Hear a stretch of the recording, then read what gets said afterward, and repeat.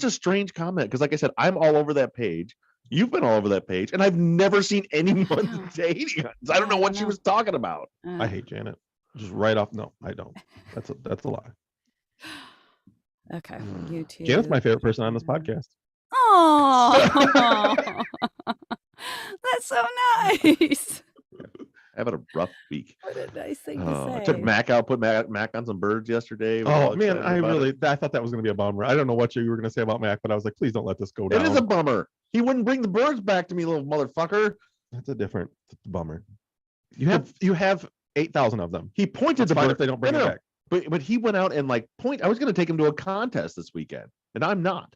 He like pointed the birds. I flushed the birds, shoot the birds. He goes to the bird, gets the bird, and stands there and just goes, "What?" And I said, "Bring it back, motherfucker!" And then he just came back without the bird, like 4 times. He just kept doing it. He refuses, and it's like the one piece of the training that's like if they get too close when they're pointing, like you can pull them back with a check cord, and there's different. But like when he's 200 feet away from you with the bird, it decides I'm not bringing it back to you.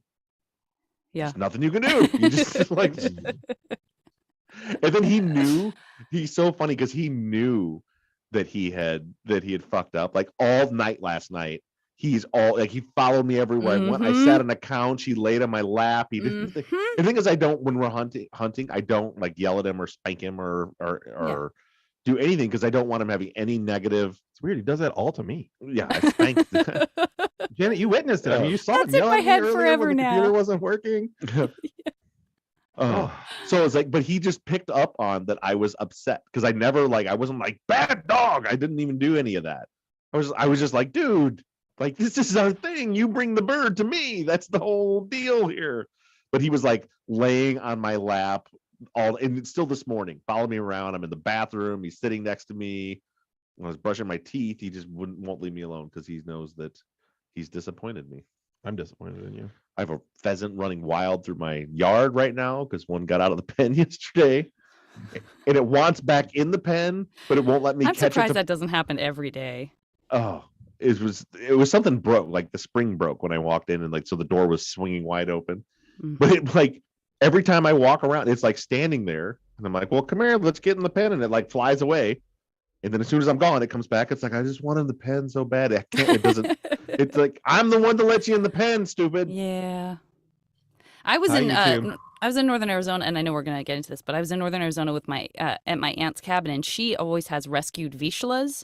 And I thought of you because of, I don't know if you know what a Vizsla is, but that's like a birding pointer dog also. Oh. So it sounds like a lot of the behavior she was dogs. Well, yeah, and I mean that's people buy them and then they just are like, oh, I don't want this anymore. And people do that with bird rescue dogs specific, yeah, with bird dogs a lot because they like people that just get them as a pet, like that live in a small house with a small yard. Like those dogs cannot, and so they get them in their little house. Sit still, and they're so hyper and so crazy. She's like, she goes outside all the time because she just gets like, I gotta be doing something. Give me something to do. Yeah. So then Cute dogs are very smart. Getting rid of them. I had my ex-sister-in-law and brother-in-law got Weimaraner years ago. Oh, sure. Yeah. Which is another bird dog. Yep. And there was 2 things to do. Like the breeder wanted to crop the tail and we told them, no, we think that's cruel. Yeah. Like there's a reason they crop their tails. Did you see me die? Yeah, no, I didn't. Oh, no. Which they found out the reason was because they're so hyper and stuff all the time. And their tails are like lead. Whipping. And there's just like everything off the coffee table is like smack, just not whipping people in the legs and everything. Yeah. Yeah. I was wondering about that because Marley's tail is cropped and my aunt was like, but I thought it would be good when you're in tall grass. Like the only thing you can see of the dog might be the tail to like. So the English style or the European style, they'll crop them so they're about that long. Correct. Which I think looks silly, but it's for that reason. But usually they crop them like max is like 4 inches long. So it's enough when he's on point and it sticks up, you can see it. Anyway, I guess we'll talk about what you want to talk about. Honestly, the only thing I was only talk about things that I want to talk about. If you give me 5 seconds to greet the YouTube people. Yeah. And then I forgot to. He's just trying to be we were live. Hey, YouTube. All I wanted to say was hi, YouTube. Why didn't you? Ahoy, friends. Happy Wednesday.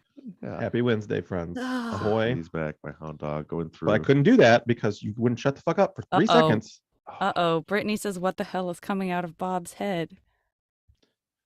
It's just a haircut. I'm totally kidding. I forgot to change that. I put up this Cora background in honor of Janet, and then she Which got I on the immediately Zoom. recognized. She got on the Zoom and was like, Immediately "What is that recognized. background?" I'm like, "Look closer," and she's like, I see a ray of light. I see mountains. I don't Said know." Legend of Korra. There it is. Republic City. Her show when she True didn't as even can know. be. Why are you changing it again? Because I don't like that the beam of light goes right into my head. I like it. I like where. Where do we want to be today? Where do we want to be? Northern Lights. Those are a little distracting because they move, but that's fine. It's the Northern Lights. That's cool, right? It's different. Looking for feedback from Janet, not getting it. What? No, so because we're- Oh, how nice. Northern Lights. Bundle up. Yeah. Great. For those of you that are Korra. For those of you that are on YouTube, thanks for joining us. It's nice to see you.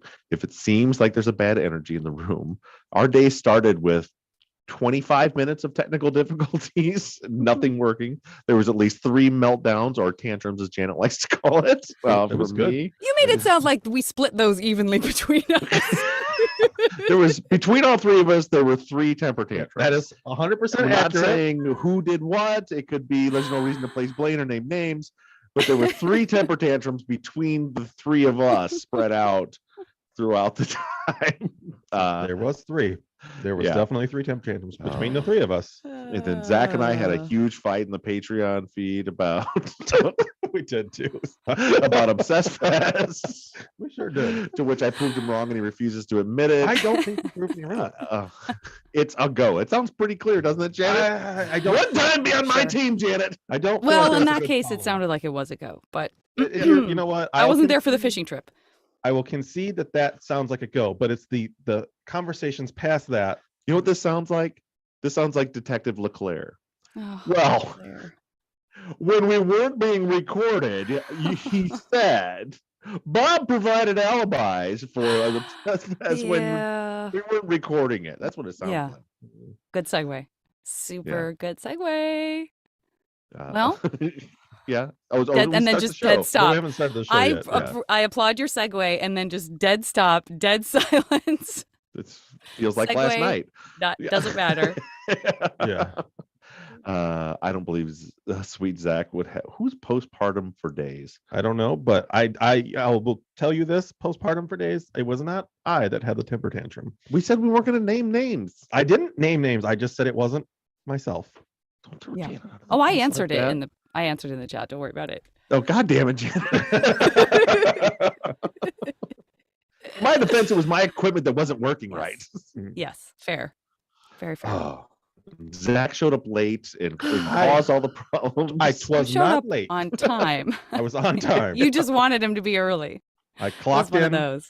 when we're supposed to clock in. Oh, I do apologize for clocking in 3 minutes ahead of time, but this is like the I mean, we're starting 20 minutes late. Yeah. yeah, Yeah. this is not good. this is like the old days when Mike was here. We'd be like, "There's a bad energy in the room. I don't like this." No. Oh, shit. This is funny. You'll eventually see something that's really funny to me. Where in the chat? Yeah. Oh, well, I know what you're laughing at. My first I definitely know. glimpse of Mhm, Zach Friday. Patreon feeds my favorite. I don't believe Everyone. Sweet Zach. Everyone had Janet. predictions. We all knew it was Bob anyway. Mhm. Vito Northern Lights. It's what we guessed. Someone who has a name similar. You passed it. To mine. You passed it. Did I read it? Yeah, you read it. Which thing did I think was It's funny? it's very minute what is said, but it's the listener that's clearly out of here. Michelle Weaver says, "Hi, Janet." Yeah. Is that the one? That's the one. Michelle! Yep. She Hi, just totally ignored you and I. Oh, I said, why would I think it was funny? It's not. That's It's the fact that she exciting. completely ignored you. This is and why they didn't. This is why they disinvited you from Obsessed Fest, because you don't know what's funny. I. You know, even before I got disinvited, it was come see the legend himself do comedy. That was not my fault, but it worked out. I think they should have called the show "I've Had a Rough Set," but it's like RUFF. Yes. Take I like advantage. that so much better. Pun.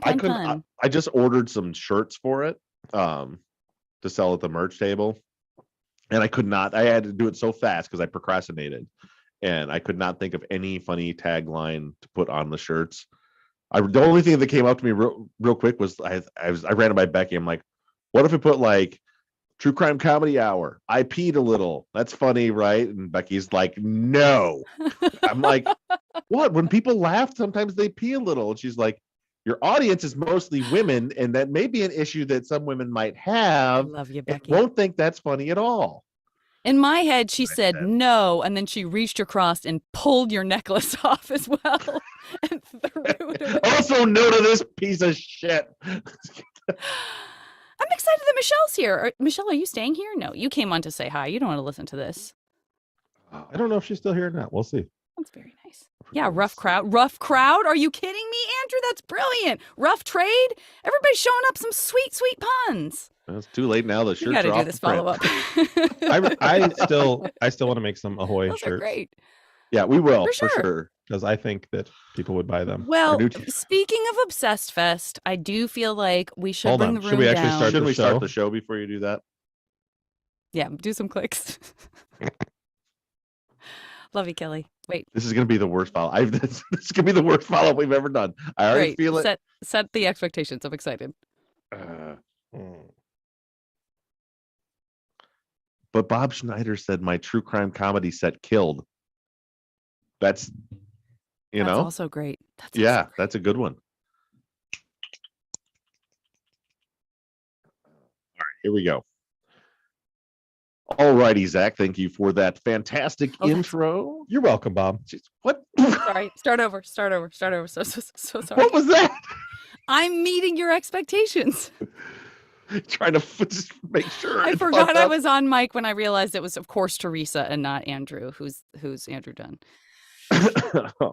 And that, by the way, is more important than your intro. But go ahead. All right, thanks, Zach, for that awesome intro. And You're welcome, Bob. we've had a rough day. Janet can barely keep it together. This has been the worst day of technical difficulties that we've ever had. There's a real bad energy in the room right now. Thank you, everybody that's on YouTube, for joining in on the chat. We've got a couple housekeeping issues. One of them is very sad, and it may send Zach into a spiral of despair.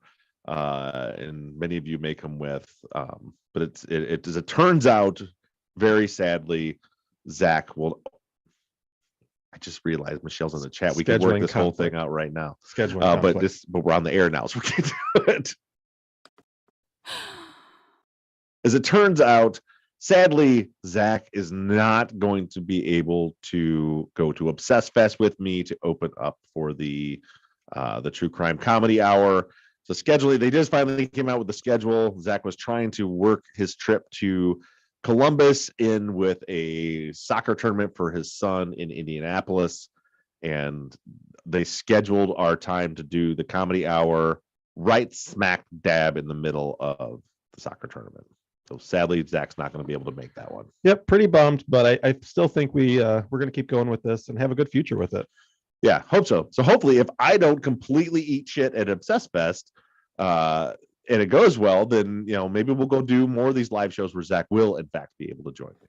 Well, Bob, how can we help as fans and friends if we want to make sure that your set goes great at Obsessed Fest, even if we can't be there?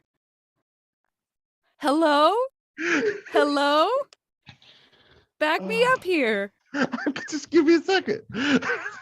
There's got to be a way for us to support you as you prepare your set for Obsessed Fest. I bet.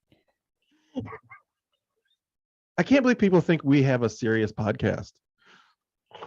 Like if I were in the Indiana area. I forget what part of Indiana. The funniest part about that was you picked up what I was putting down. So it was like, we'll be doing it more. And then you and me, I was like, hopefully Janet will jump in. And you did in your Cora voice.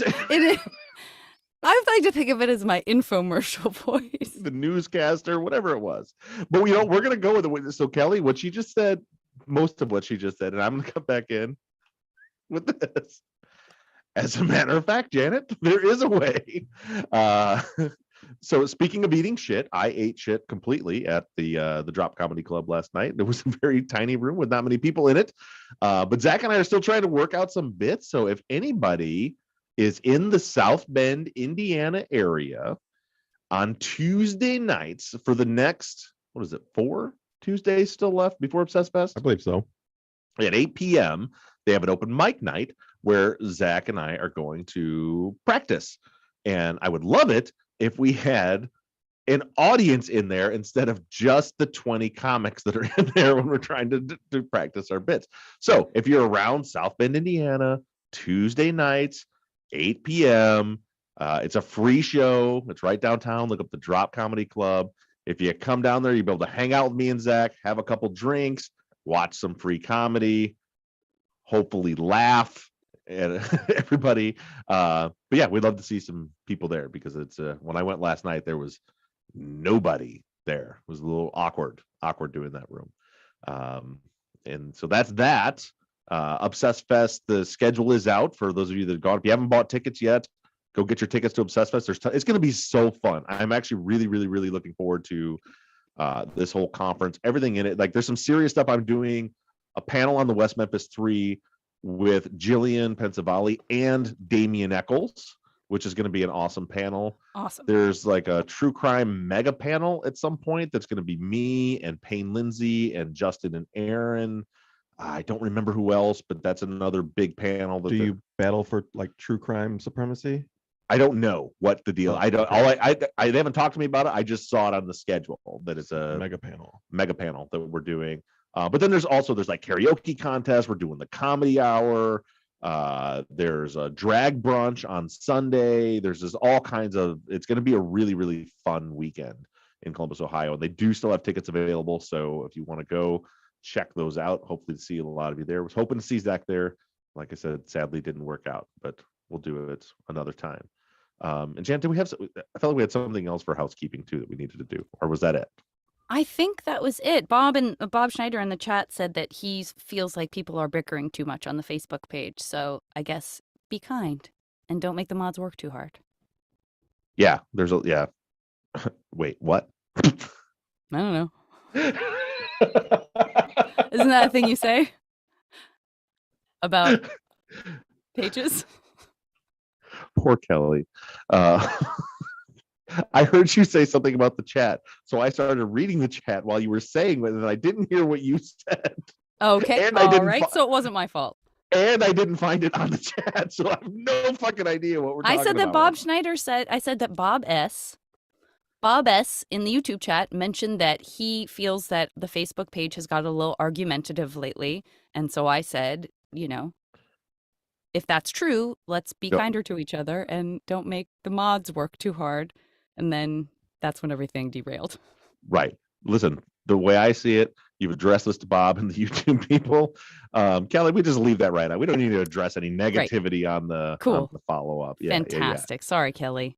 Yeah. So now we'll just the train isn't off the track. There is no train. There is no track, Brittany. Definitely That's no what's tracks. going on.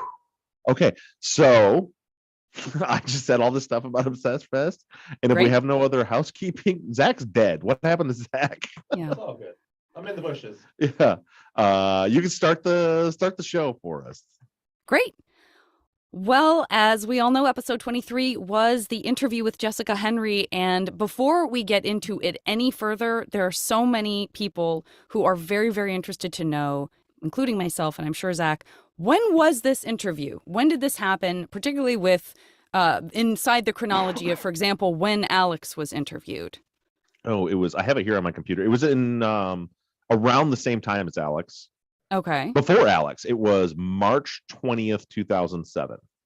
And Alex was May of 2000. So it was 2 months before Alex was interviewed, which is weird because it seemed to me that they got to Jessica because of Alex. But I'm guessing they must have just kind of kept that bit from him, that they already knew this information. Yeah, exactly. They had to have, because she told her manager, Crystal, who was married to a cop, right? And that's how LeClaire came to be there at her work. Yeah. Yep. Okay. Exactly right. Okay. Yeah, because it is interesting that it feels like they sort of loop each other in terms of like, wait, did they not know about the Jessica story? But they must have known. Yeah. They had to have known because it was LeClaire. Okay, great. That is very good to know. Zach, what did you think about this interview? I'm not 100% sure what I thought. There's a lot there. Fair. To be honest, I think there's some really interesting things she said to pick up on more, behaviors of individuals, but there is still a lot throughout this interview that is kind of hearsay. I don't know whether it's he said, she said. I don't know who sees it firsthand. We've heard a few things. We hear the items in Austin's trunk now.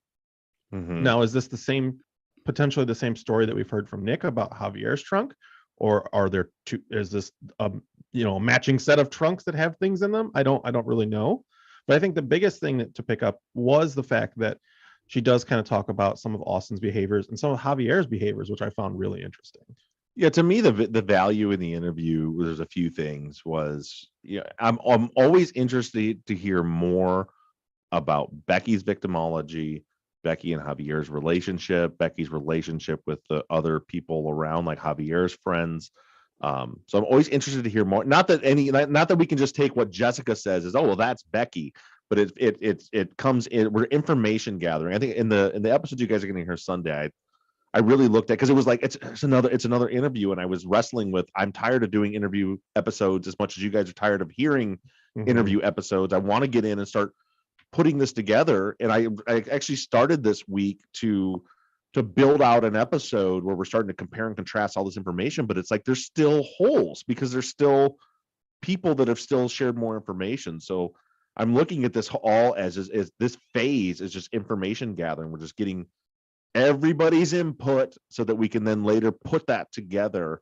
But Jessica is a piece of that. So it was like hearing more about what she thought of Becky, what her perception of other people, what they think of Becky, her perception of the relationship with Javier's behavior afterwards. I found interesting, where she said that he was so drugged out that they couldn't have a conversation with him afterwards. And also there's a lot, because a few people were like, well, we could have cut off there was a lot of the interview that was super duper repetitive, but it's interesting to me. If I'm listening to something and I find it interesting and worthwhile, I'm going to leave it in. And listening to how Detective LeClaire, how he operates and how he's thinking is like, to me, that's important. I'm so glad you brought that up. Like, that's my favorite part of this interview. Him like, well, can you why hasn't Nick come forward? Why? It's like, why don't you go fucking talk to Nick? Why is it her responsibility? Why is it his responsibility to come forward? His dismissive attitude about, oh, well, I'm not impressed with those guys. Just seems like a bunch of stoners to me. I couldn't believe he said that. I could not believe he said, those guys just see, all I've seen from them is they're either a bunch of stoners or alcoholics. They don't impress me much. I was like, wow, you just said that to their peer. This is nuts. Yeah, the whole thing, and again, we hear, is Javier gay? He's really hung up on whether Javier. He has been hounding that a lot. Yeah, in every interview you hear it. Yeah, it's strange. And I don't know why. I don't know why, unless he's thinking that, oh, if he's gay, then he wouldn't have had an attraction to Becky. But every single person he's talked to has said Javier loved Becky. He was obsessed with Becky. Javier wanted, this is true, but this is what people are saying, that Javier wanted there to be more of a relationship there with Becky.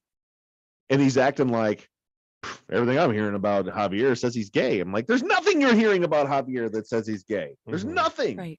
At all. Yeah, we've heard multiple people now talk about, at the beginning we kind of thought that Javier was that friend zone guy that, obviously he has been friend zoned, but he thought that he was like just the ultimate close friend. But clearly we've had multiple people now talk about how obsessed he was with her and how much she actually, not to talk bad of Becky, but how much she would actually lead him on and kind of seem to give him hope of a relationship, only to smash it every day. Yeah, from some of the, definitely from that was the perspective of some of the people, especially as we kind of go a couple ripples out from the people directly. Now we're rippling.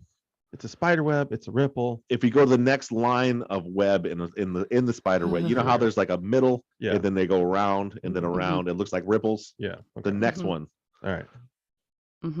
I also thought I also thought just his treatment of her was so noticeably different. I mean, he was very, very warm. And at first I thought, well, it's because she came forward and that's such a good thing to do. But then I thought, I don't know, like Jacob made sure he came in right away and Javi made sure he came in right away. So I started to feel like, so did Robert. So I started to really feel like, oh, this is how he behaves towards someone that he is absolutely sure has nothing to do with this, because he was so nice to her, or she's a girl. I don't know, but it felt like a very different tonally version of Leclerc. But then there were all these things he seeded inside of that conversation that once again just kind of blew me away. Like this idea that Jessica was saying that Austin would yell and scream at Becky and tell her she was stupid. And then his follow-up question is, I know, but like anything outside of like normal? Right. Just like, why is that? How is that normal? Like, if it's true, he may not believe it, and he may just be brushing it off for that reason. But if that's true, the last thing I would say after that is, well, that just sounds like a normal roommate screaming at his roommate's girlfriend. Like, if it's true, that's not normal at all. And it seems to me that he has, honestly, I think Leclerc thinks Javier did this. Like, when you listen to the tone of all the interviews, everything's back to Javier. His most pressing questions are usually about Javier, and it's like he's got this track in his mind, and that's why I don't think we have much investigation into Austin. We don't have much investigation into Jacob. We don't have, because it's like, okay, well, Javier and this is just my perception of it, but it's like he goes in this interview like, oh yeah, so Javier for sure did this, and I'm gonna find out more information about Javier doing it from Jessica. And then she's like, well, Austin was horrible. He swung knives around and he hated Becky and he was screaming and yelling. He's like, hey, but is Javier gay is what I need to know. Yeah. Like that was like that's just the feeling that I get about him, that he's got blinders on. And I don't necessarily think blinders are pointed in the right direction, but that's where his focus seems to be at this point. Yeah. And Teresa, and I know some of you are saying in the chat that he seemed dismissive to her. I agree. I feel like he was both warm and dismissive. I feel, and I guess you could translate to condescending, right? That there's a sense of like, well, if you know anything that's real, you can call me. If you don't know and all you're doing is saying rumors, you can't call me. Which, again, there are moments in the conversation where I do think he's making the right decision to say, where do I go with this? You understand that what you're telling me is speculation, or you understand how difficult it is for me to be told a story third hand and actually take action on it. But I was also really surprised that he was sort of, to your point, Bob, that he was like, well, if I want to talk to these guys, what am I going to do? How do I tell them that you weren't the person who came forward? And you would think that a cop at that point would say, I'm sorry, this is a triple homicide. I'm so appreciate you came forward. The toothpaste is out of the tube. I need to follow up on this stuff. And you're going to have to navigate that with your friends after the fact. Yeah. And like another little thing that I caught in there. So good. There's this whole thing about, did Nick. So Nick says he talked to the police at Circuit City, and then he went to the station and gave a statement. But that statement is not in there. There's no report on it. There's nothing in the police report. To me, the feeling is that's something that has been left out or pulled out of the case file, because it's weirdly alluded to. But we heard him say in this interview, when she's talking about Nick Crum, when he says, so if I talk to Nick again, what we, if I said this to Nick, if I talk to him again, right. So he clearly, like, he acknowledges that he has spoken to Nick, before. And I think it was Bompancero, I have to go back and look, is the one that went to Circuit City. Like, again, it's confirming what Nick is saying. And I don't think Nick would forget going to the police station and giving an interview.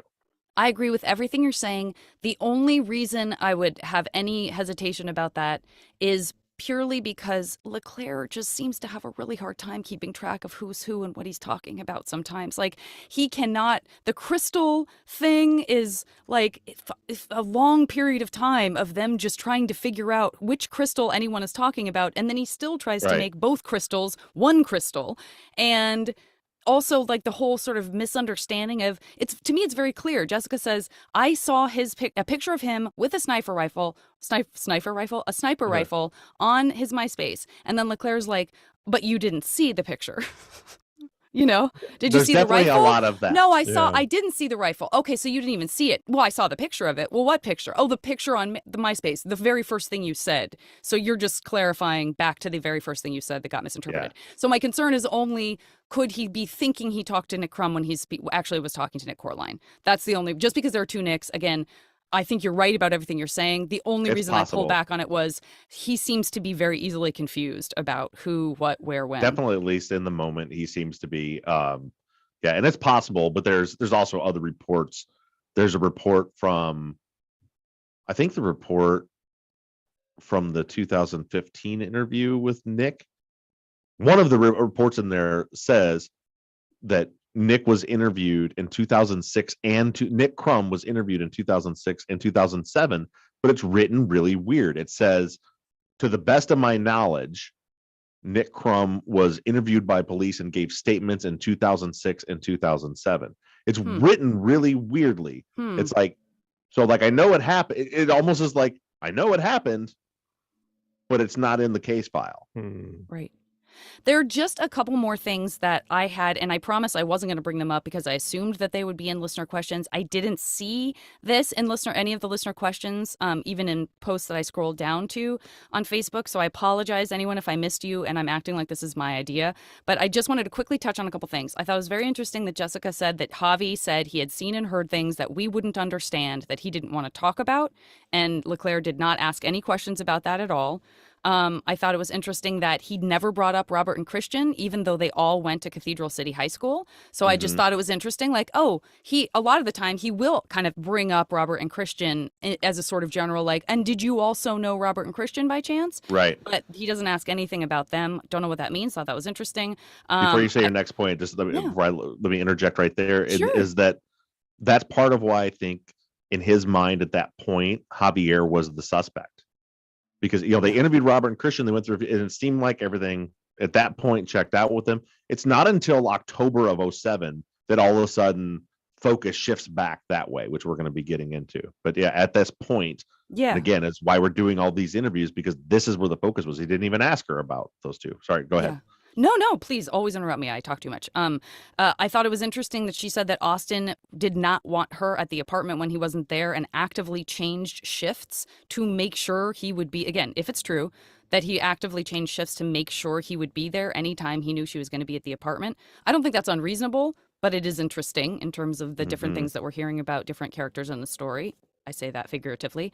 And then I thought it was interesting that Leclerc kind of circled back to the idea of like, how about girls who hated her? Do you know any girls who might have done this? And the only reason I thought that is because of Jim Clemente, going back to him saying, here's a possibility about why a wheelbarrow could be involved, or he postulated like maybe there could be a woman involved. So I thought it was interesting, again, his approach, like, what is Leclerc thinking? And that's why I love these interviews, because I love hearing how the cops decide to ask what they ask and what it prompts them to ask next and what it doesn't seem to prompt them to ask next. And also the idea of, I don't know, is this the first time we've heard that Jacob, if it's true, did not like Austin? Is it the first time we've heard that Jacob was like, ooh, he didn't like living with Austin? Like, we knew it was kind of a random let's live together situation, but I don't know if we've ever heard like someone's opinion that Jacob actively didn't like his roommate.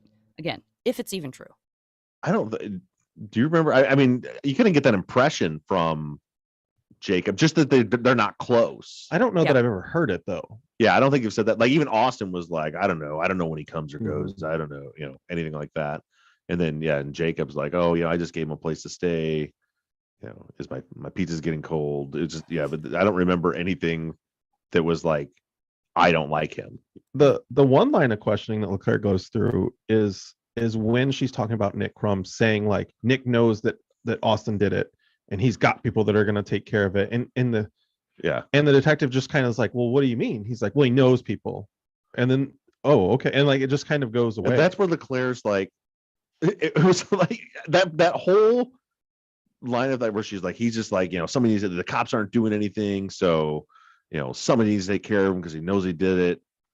And then he's just like, well, that's kind of stupid. Like, why wouldn't you why wouldn't you take, like, maybe I need to go talk to Nick right now if that's something that's happening. But he's just like, yeah, but that doesn't make any sense, because like, why would he like be mad if he hasn't talked to the police? Why would he be mad about the police not doing anything if he's not coming forward?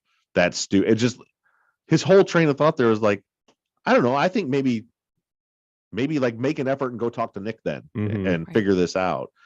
Either because he has important information, or because she just told you that Nick may be thinking about going and murdering someone. Yeah, exactly. Might be a good reason to go follow up on all that stuff. And, you know, it's like, and who does he know? Well, he knows people from prison. Yeah. Oh, you know, it's like his red flags seem a little selective, without us knowing exactly the reasons why.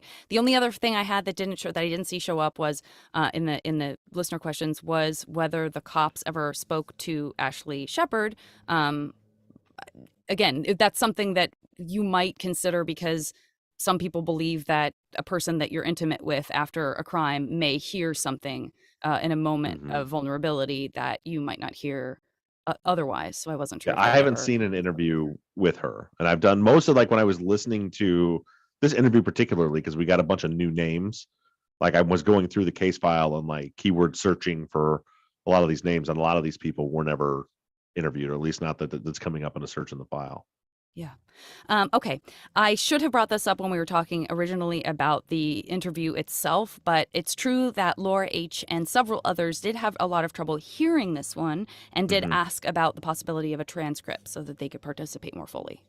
It's already up. I put it up on Tuesday. Awesome. So it's up. It's up. Go check it out, everybody. Megan L. had some comments about Jessica, like, sort of knowing what she knows versus, again, talking about hearsay or talking about rumors or what she heard. But that in general, Megan felt like she almost seemed to know more or have more to contribute than any of the other folks who kind of maybe seemed like they were more siloed, was Megan's word. This idea that they didn't really talk about the fact that things were being discussed as much. I didn't know if you had any thoughts on that. No, I think it's just different personality, where she was really wanting to.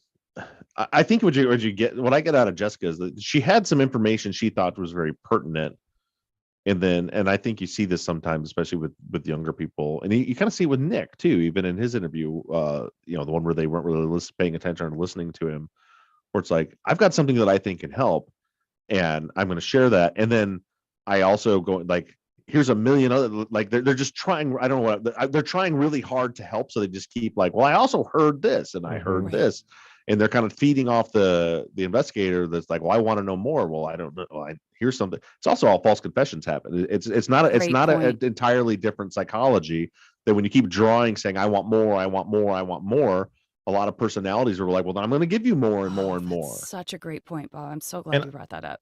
I feel like she truly believes everything she says. Like the understanding that I got from her is that, like, everything she's saying, even the hearsay stuff, she takes as fact and believes. I don't think she's lying about anything. Well, not lying. I'm not saying that she's lying. I think that regardless of where it came from, she believes everything she's hearing. Yeah, that's why I'm just meant confirm what you're saying. Like, that's her truth, what she's telling. Doesn't necessarily mean it's accurate, but she believes that to be true, I think. Kind of in line with the idea of LeClaire never bringing up Robert and Christian, Sue G says, do you attach any significance to the fact that Jessica never mentioned Bo Nash as being kind of a part of that group or being there or anything like that? No, because I don't think, you'll hear this weekend, I don't think Bo was much, by 2007, wasn't really part of that group much anymore. Okay. Jennifer CP says, do we know if the police followed up with some of the names that we just were talking about, like Crystal? Jennifer says, I think she was saying they were the ones that Austin locked in a closet or bathroom and wouldn't let them leave because he thought they would call the cops. Yeah, like I said, I haven't, from at least from the index I have, I don't see those names, and from keyword searching the case file, I haven't seen those names come up. Okay. So it doesn't mean this, I can't say with 100% certainty they're not in there, and I'll still be looking. But I haven't seen any indication that they made an effort to interview them at all, or that they interviewed them. Got it. Well, let's get into, I'll use Jason W.'s comment to kind of get into this because I think a lot of people had thoughts on this, which is this idea of Jessica saying that when she's talking to Austin, Austin says, oh, the killers were interrupted by the neighbors and had to get out of there. And that's why, Becky was burned in a wheelbarrow. And Jason says this could potentially really show some guilty knowledge of the crime. She says the source was Austin. Whether it was or not, how was that not explored? Was that something that was floating around as a theory that everyone kind of knew about? I don't know. I don't think so. It definitely jumped out at me because I believe that the theory that we heard from like Javier and then other people like shortly after that were saying what they heard, when they were like, oh, what happened was, and it was that Becky escaped what was happening, right? Isn't that what we always heard? Right. Was that Yes. like that there was like no Becky, like Jacob, no, Becky was already there and they killed the parents and then she escaped and they got her and brought her back. I think this is the first time we've heard Becky or a neighbor interrupted them and that's why they had to leave things where at, which again was kind of even with Jim and I having kind of leaning different directions for who the target was and what happened first, we both agree there seemed to be some kind of interruption. Now, it very possibly could be a leak. I could see that being a leak, but also at this time you have to realize too, we're 6-7 months post-murder. Right. So there's probably a lot of information out as well. Great point. By any means, I'm not defending what he said. It could very well be that he's leaking some guilty knowledge, but also I can't think that we can just take what she says because of the time frame that's elapsed. Well, also it's hearsay, so the game of telephone, but it is super interesting because that requires some kind of higher level thinking for someone who like most people, like a general lay person wouldn't look at the crime scene and be like, oh, clearly somebody came and interrupted what they were doing. That's something that that either someone that was there would know that that's the reason that the wheelbarrow is where it is and this is why it happened, or someone that I think would have a pretty sophisticated knowledge of like crime scene reconstruction and the profiling. Like Jim, who's like able to walk through and see how you break all this down. They were clearly interrupted. It's a weird thing for a bunch of teenagers things like, oh yeah, well this happened and she was left there because a neighbor interrupted them, when we know it was a neighbor, Tim Summerly, who drove up to the crime scene within minutes of the fires being lit. Right. It just depends on how much, for example, Javi talked to his dad and then told everybody else, as theories were rolling out internally. Like you said, Zach, maybe it's a leak.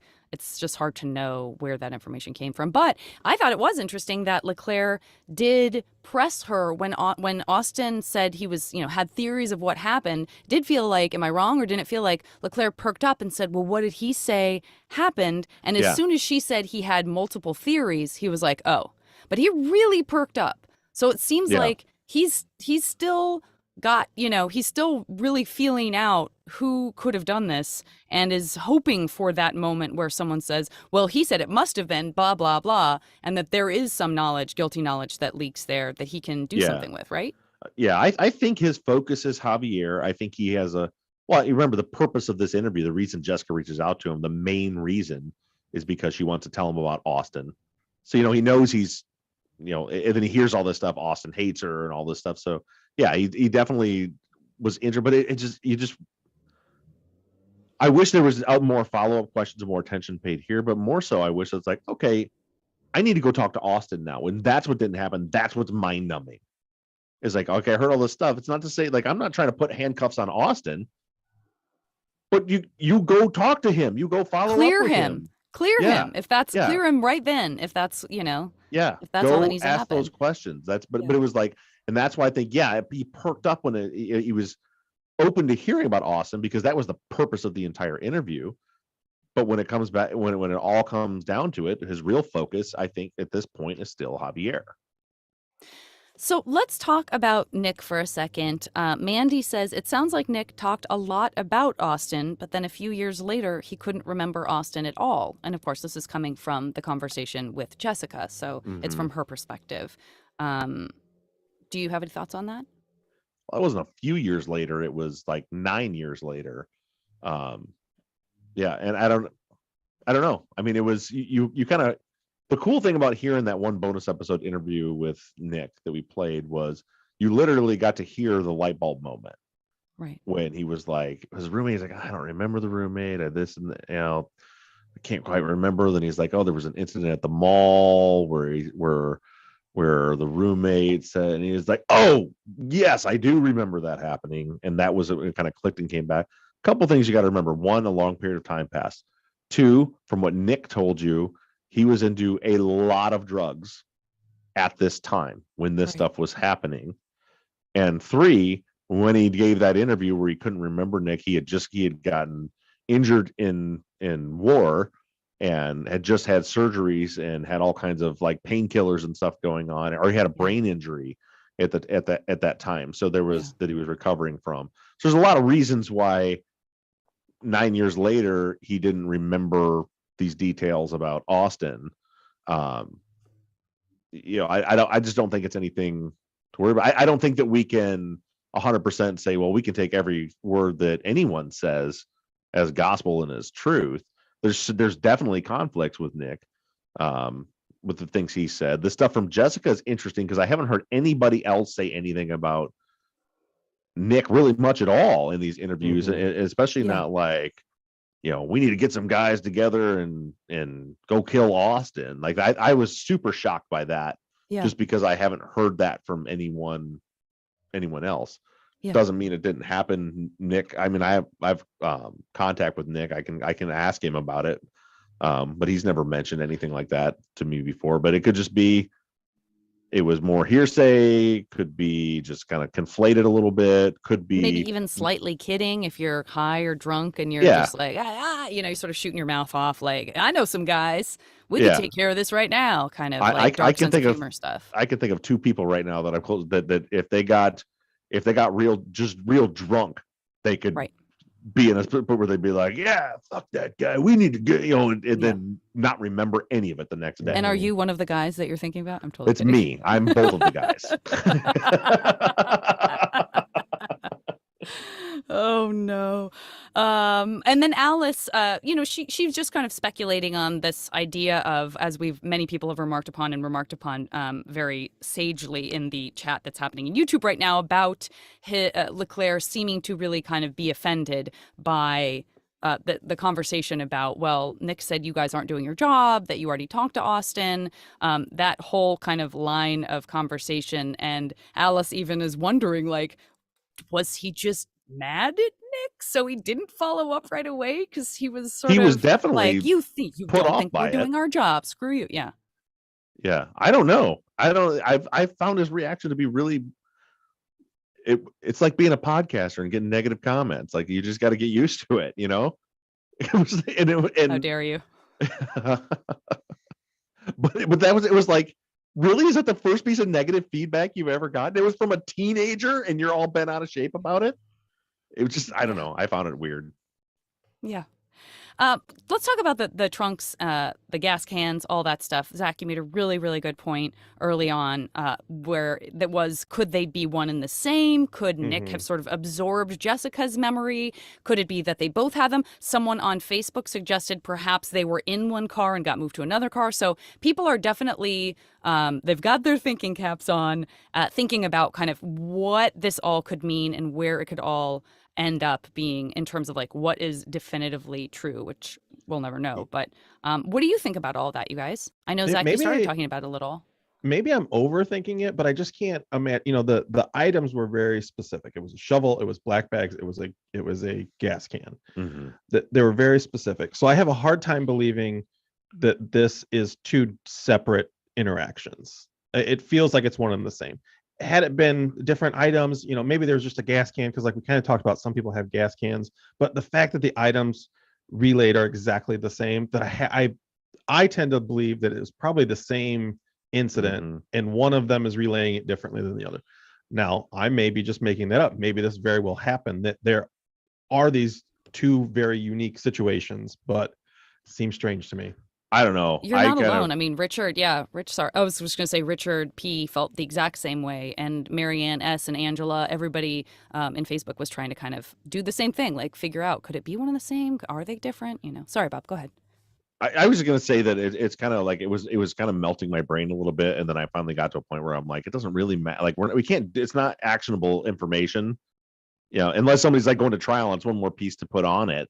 To one more piece of evidence to throw at it as far as circumstantial, but it's like, I don't know. There's scenarios where if Austin and Javier were involved in the crime together, they could have both packed the same type of materials to go and plant it. Or Javier wrecked his car, so then he transferred the stuff into Austin's car, and then there was 2 different incidents. Or it could be that that Nick was doing a lot of drugs at the time and heard the story, and somehow it turned into his own memory. We know that that's a thing that happens, that people's memories are far more malleable than we really understand.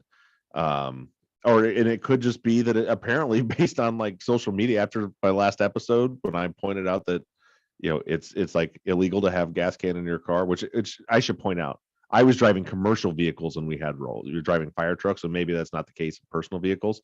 Sounds scary to me. But I've had 1 million people be like, dude, I carry a gas can in my truck all the time. A lot of people do. Like everybody does. So I'm like, it's much more common than I ever thought it was. And to your point about Nick, even his story, I mean, we've heard the story twice now, but it's changed. Javier was once, the first time Javier was next to him, the second time Javier was up on the stairs calling. So maybe you're right about Nick maybe thinking that memory happened to him. Yeah. So I think there's a lot of possibilities, and at the end of the day, I don't know what we can do with any of it. Right.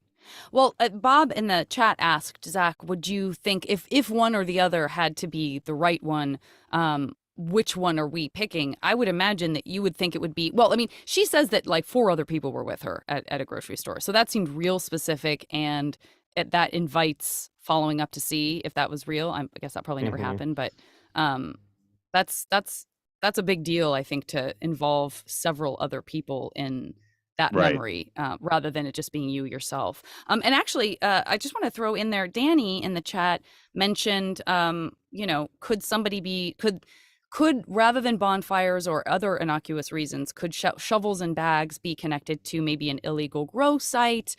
Maybe the gas can you have is because it's far away and remote, and you do keep gas there because the last thing you want is to run out of gas when you have like weed plants in your car and a cop drives your way or whatever. So that was another. I don't think we actually touched on that, but I just saw that crop up and wanted to acknowledge that in the chat. Yeah, it could be and a lot of people have said these could be bonfire materials. Like I said, it's just one of those things. It's super titillating the first time we heard about it, and then like the more and more I hear about it, it's like, man, there's so many different possibilities that this is not anything that can be used against someone to prove anything. And now we've got 3 different versions of where it was at. Could be they're both completely accurate and for completely innocuous reasons.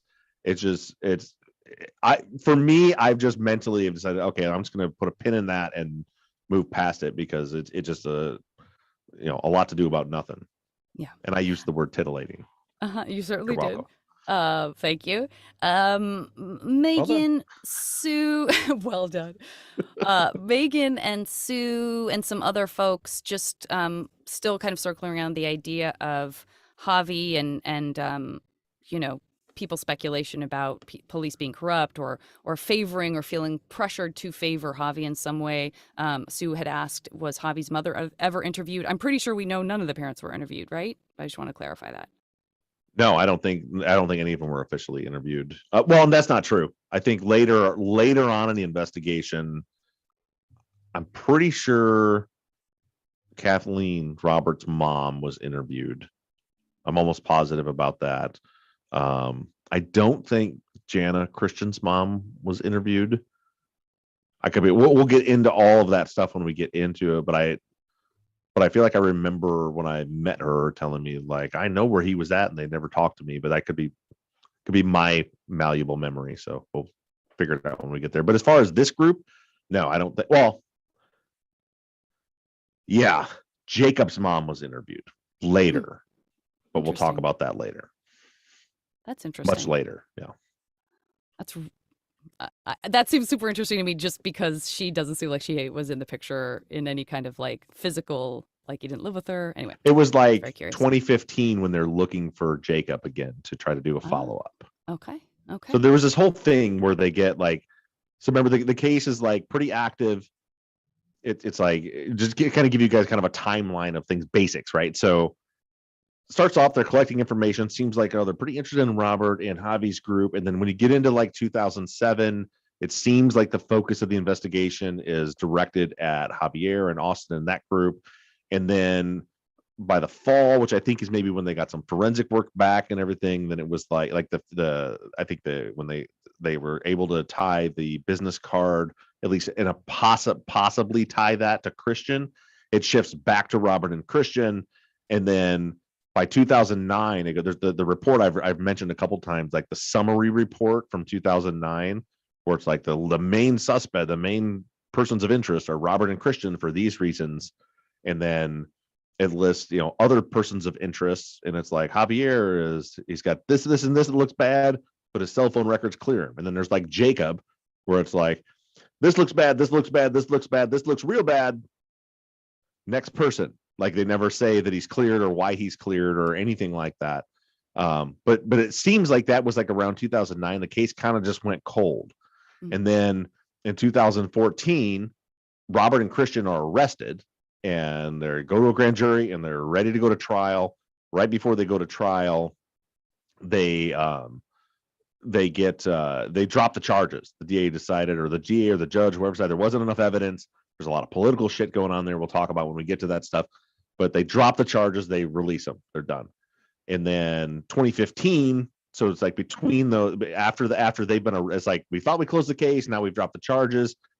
That's when we get the circle back. That's why we have all these interviews in 2015 where you hear Nick Crumb's interview. Like I mentioned, they do circle back to Austin Alba, like I said, and Jacob and Jacob's mom, and it's like they're kind of really looking. It's like maybe they're considering it wasn't Robert and Christian, so let's look at different angles. 2016, they rearrest Robert and Christian a second time. And that's and the best way to hear that tone change is listen to the bonus episodes I put out. Nick's 2015 interview, where they're very like, okay, well, tell me about Austin and this and these other people, and I really want to get to the bottom of all this stuff. And then in 2016, they had already arrested and were taking Robert and Christian to trial. And he's like, so Austin, and they're like, I don't give a shit about Austin. Why are you talking? You could just tell the complete tone difference, because at that point, they were, and we Janet, you and I talked about this in text, but I don't think we talked about it on the show. Like the tone of that interview, like you could basically, what had happened there was Nick had talked to a defense investigator who was obviously very interested in everything that he had to say. So then he goes and talks to the police, and he's full of confidence because he had just shared all this information, and this investigator was very interested. And so it's a terrible combination, because he's full of confidence about, I have important information, so I'm going to share it with these police. Surely they'll want to hear it all.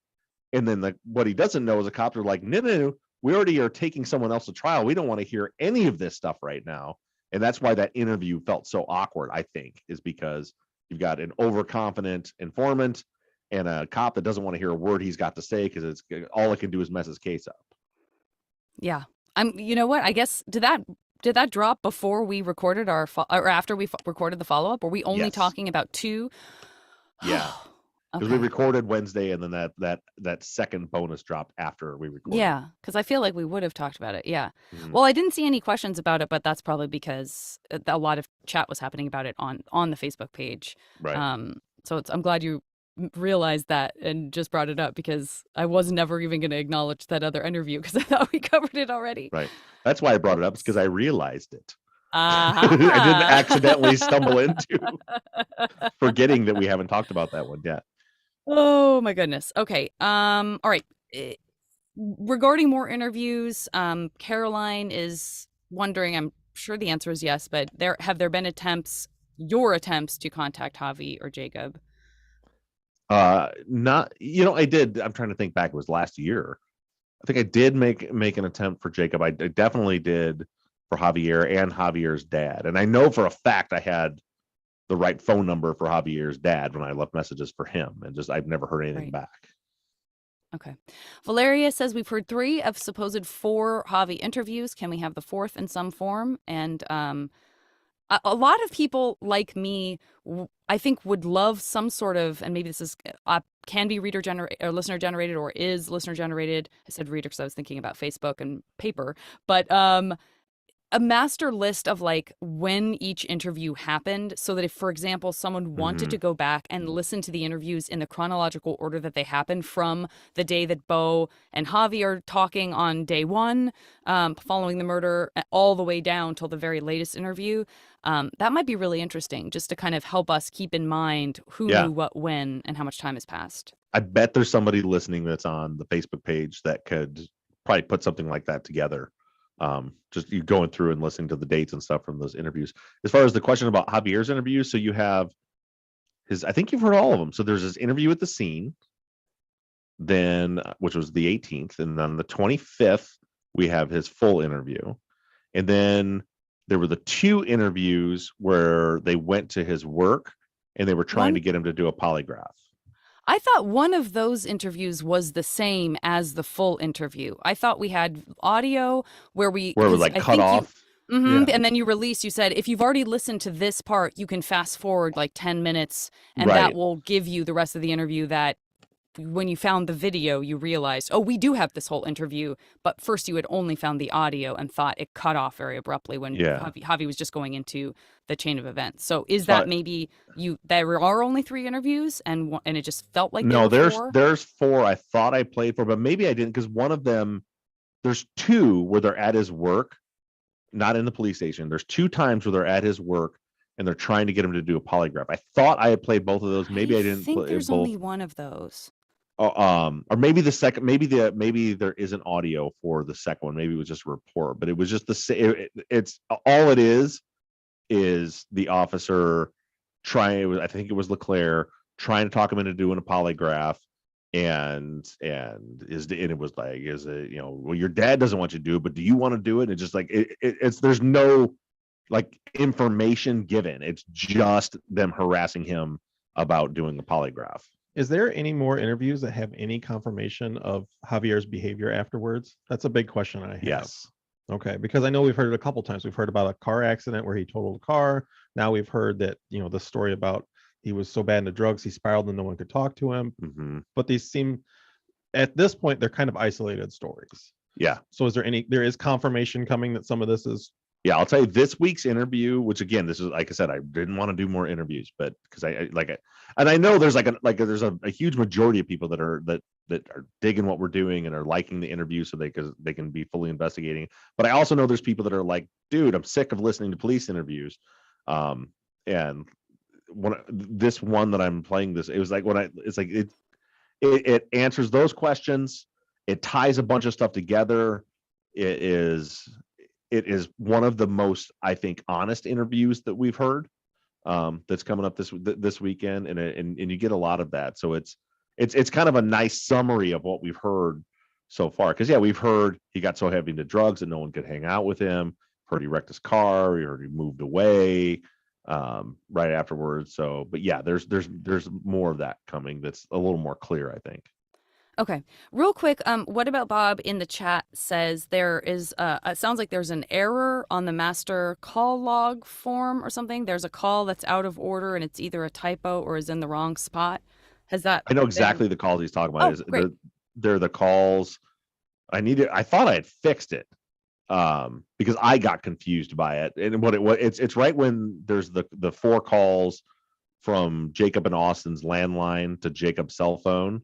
Okay. And when I went back I went back in, once I figured out what that number was, and I input that, and I realized, I'm like, wait a minute, it's like one call says at like whatever it was, like 6:54, there's a call, and then the next one says at 6:46, and I don't know why I had that one down there. I thought I had fixed it. I can't tell you off the top of my head which one is correct, but it will be. We're working on a new one of our listeners that I've done some work with and I trust a lot. I have finally delegated getting together a master call log that is putting names instead of phone numbers and is doing a much bigger range. So there's going to be a new master call list coming out pretty soon. Great. That'll be an Excel format because apparently I'm a Luddite for using Word when I did it. So there's a whole new one coming out that's going to span more time. I don't know if this listener wants their name shared, so I'm not going to share it now. But if they tell me they do, then I'll let you know who's doing it, because they're doing a ton of work getting this stuff done. And there's been a lot of back and forth. So there'll be a new call out coming out that'll have that corrected on too. But also keep an eye on like Facebook, because when I get off this recording, I'll look and see which is which, because I remember specifically that issue. Mm-hmm. And I remember like going through the records to fix it. And then apparently I didn't fix it on the master. Gotcha. Mystery listener who's doing that, you're a hero. We love you. And I'm just say, side note, and this is very gossipy, but I bet Teresa is really curious if we ever find out what those 3 calls to Jacob are right before he calls Becky's cell on the night of the murder. Because I remember that comment from ages ago, and I've had it tucked up here since. That was me pointing at my head. I realized that this is audio. Okay. Rebecca F says... Time out real quick before you do the next question. Yes. I'm getting so much shade thrown at me in the chat for using Word. And I want to explain. There's a legitimate reason that I used Microsoft Word in the tables. And the reason is because I wanted to type stuff like to have like explanations for things in it, so that when I was done, I could then convert it to a PDF to post it. And I don't know if you can do that on Excel, but I don't know how, and I know how to on Word. So to all of you. I see you looking over at Zach too to see what his reaction is. You keep doing takes over there to be like, what's Zach think about all this? Well, the chat's full of Word smack my head. You used Word. Amazing. Sorry, I didn't mean to interrupt you, but I needed to respond to those critical comments. Sure. Do you need to click? I can't remember if you clicked for that. I don't remember. For some reason I thought this was like, oh, great. Okay, great. Rebecca F says, do you have any recordings or transcripts of Tim Summerly's interview or any on-scene interviews of people at the scene that day besides those we've already heard? There's a few more that I'm going through, because when we get into more about John and Vicky, I found more interviews from like people from the neighborhood that were kind of around that morning. So those will be coming. There's not a lot more, but there's a little bit. Okay. Chris A, this is last week. Also, when we're speaking about Master List, who, by the way, said very nice things about the podcast. I just cut it out for time, but says, I was wondering if you have a master list of names of everyone who was interviewed for this case by the police. No, I don't. That would be super handy, and I would be able to answer questions a lot better if they included something like that in the case file. But no, what I have is like a PDF file that is like 1,000 pages long and contains, 100 interviews or reports in it that I gotta like scroll through and separate out. And that's like, so like when someone is just asking about like other people that were at the scene, the reason like I've come across those later is as time goes by, when I have free minutes, I'm like listening to everything and reading, because there's like names that I've never heard that have no connection. Like I have no idea who these people are. And when I get a minute, I'll listen to it or read it. I'm like, oh, and I have like, I have yellow notepads all over my desk. Like, oh, this person is Vicky's friend who worked with her. And this person was a neighbor who came up to the scene that day. So now I kind of know who those people are, and then we're going to break them. But no, there's no master list. That would have been sweet if there was like one page at the beginning of the file that said, here's all the people and here's their interviews and this is the page numbers. Yeah. That would be super sweet, but that's not the case. Ooh, talk about puzzle pieces. And then finally, we have from Cat W, what interviews are left to hear from the friend group? A second interview for Claire? A second interview for Bo? It's almost like you know what's coming on Sunday. Yes. There is another interview with Claire that I would then go through, and I'll either put out as a bonus or as a main, depending on how things shake out over these next several weeks. But this weekend's interview episode is a May of 2007 interview with Bo Nash. So it's so we heard from Bo the day after the murders, on the morning of, or like around noon that day on the crime scene. In 2007, so about the same time as Jessica Henry and Alex Foulon and these people, they circle back to Bo, and it is, for me, if you're in this information gathering mode like I am, it is a fantastic interview. It's packed full of information. I don't know why, and I could be totally off base here, but I really like Bo when I hear that. Like, listen to this interview. He comes across to me as extremely honest. Doesn't seem to be worried about anything. He's just sharing facts. He's sharing his own firsthand information, and he covers a lot of different angles. Sums up some of the stuff you were talking about, Zach. There's a lot of info that's going to be coming out in this interview in 2 days on Sunday when we hear from Bo Nash in his May 2007 follow-up interview. All right, can't wait. Thanks, everybody. Thank you, guys. Thanks, everybody. We'll talk to you next week. All right, let's stop on our audio. That wasn't as bad as I thought it was going to be. We didn't start off great. It didn't we can start be honest. well.